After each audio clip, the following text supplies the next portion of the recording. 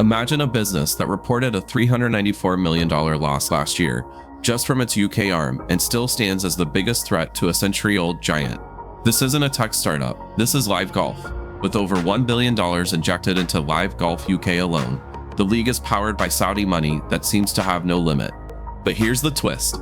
Despite all that spending, LIV's average TV audience is just 175,000, while the PGA Tour pulls in 3.1 million viewers for the same events. How does a league with massive losses and modest ratings force the PGA Tour into a corner? The answer starts with who's really signing the checks.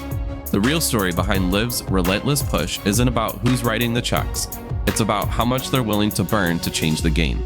The so-called billion-dollar bonfire starts with the Saudi Arabia Public Investment Fund, or PIF. This isn't a group of investors looking for a quick win.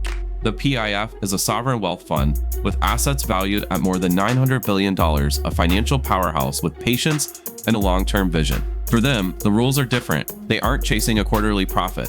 They're out to reshape professional golf, and they're willing to spend whatever it takes. Look at the numbers.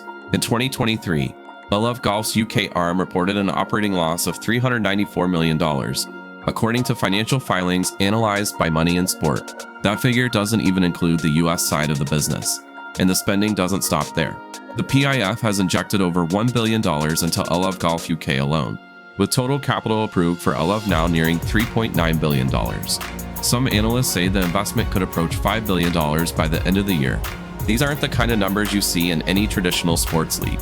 This is a level of financial commitment that only a sovereign wealth fund with nearly $1 trillion in assets can sustain. But what exactly are they buying with all that money? It's not just golf tournaments or TV rights. It's the players themselves. The strategy is simple. Offer guaranteed 9-figure contracts that the PGA Tour can't match and force the world's best golfers to make a decision. Jon Rahm's $300 million deal with LIV in late 2023 sent shockwaves through the sport. Before that, Phil Mickelson landed $138 million. Brooks Koepka got $130 million. Bryson DeChambeau secured $125 million, and Dustin Johnson matched that with his own $125 million payday. These deals aren't just about signing talent. They're about buying legitimacy, relevance, and headlines. Money in Sports analysis makes it clear. Those annual losses aren't failures in the eyes of the PIF.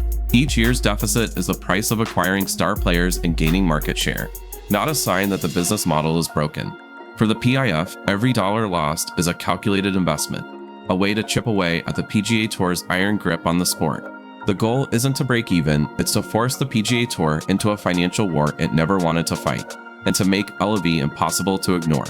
This approach flips the traditional business playbook on its head. The PIF isn't worried about profit right now. They're willing to absorb massive losses if it means rewriting the rules and changing the balance of power in golf. The result? The PGA Tour faces a rival that doesn't care about the scoreboard or the bottom line, only about buying influence and forcing change. But while LIV's billion-dollar spending spree has shaken up the sport and brought in the stars, it hasn't guaranteed them an audience. Because in professional golf, grabbing the spotlight isn't just about who's on the course, it's about who's actually watching. For LIV Golf, this disconnect between investment and impact is more than a numbers game. It's the ghost in the machine. Despite headline-grabbing signings and a relentless marketing push, the league faces a stubborn reality. Its audience just isn't showing up. The contrast is stark. In April, the PGA Tour's Valero Texas Open, a mid-tier event missing most of its stars, drew 1.746 million viewers for its final round. That same weekend, LIV's marquee event at Doral, featuring the likes of Jon Rahm and Brooks Koepka, managed only 484,000. The gap isn't just noticeable, it's vast. Zoom out to the season-long head-to-head battle and the picture becomes even clearer. Across 7 Sundays when both tours went up against each other, the PGA Tour averaged 3.1 million viewers on CBS and NBC. LIV, airing on Fox, FS1, and FS2, averaged just 175. That's an 18-to-1 difference. No matter how many stars LIV signs or how much money they pour into production, the audience remains firmly with the PGA Tour. This isn't for lack of trying. LIV has invested heavily in a broadcast designed to stand out. The league's coverage moves fast, with a persistent F1-inspired leaderboard showing both individual and team scores. The graphics are bold and modern, with bright greens and dynamic transitions. Augmented reality overlays display wind direction and highlight putting lines. all part of a package aimed at younger viewers. In contrast, the PGA Tour sticks to a more traditional, understated style, one that's often criticized for being slow and old-fashioned. But the ratings gap proves something critical. It's not just about flashy graphics or innovative formats. What keeps fans coming back is legacy. The PGA Tour offers more than just golf. It sells a century of history, legendary rivalries, and records that matter. Fans are invested in storylines that have been built over decades. They care about seeing if a player can chase down Jack Nicklaus or break a record set by Arnold Palmer. LIV's team-based format and fresh branding haven't yet created that same emotional connection or sense of stakes. Even with a modern broadcast, the league struggles to replicate the weight of tradition. There's also the matter of exposure. The PGA Tour's deals with CBS and NBC put its tournaments in front of millions. LIV, meanwhile, is often limited to cable channels like FS1 and FS2, which simply don't draw the same numbers. Scheduling doesn't help either. Many LIV events air overnight in the US due to their international locations, making it even harder to build a consistent American audience. So despite all the innovation and investment, LIV remains a ghost in the ratings machine, visible in headlines and on social media, but still struggling to be seen where it counts most. On TV screens, the numbers make it clear. In golf, legacy and reach still outweigh novelty and spectacle. But for LIV's backers, disappointing viewership isn't a reason to retreat. Instead, it's become a reason to escalate. When their efforts to win over fans fell flat, LIV's next move wasn't to change course. It was to double down, setting up a new phase in the battle for golf's future. The story took a sharp turn on June 6, 2023. That was the day the PGA Tour and LIV Golf announced a framework agreement, a deal that looked like it might finally end golf's civil war.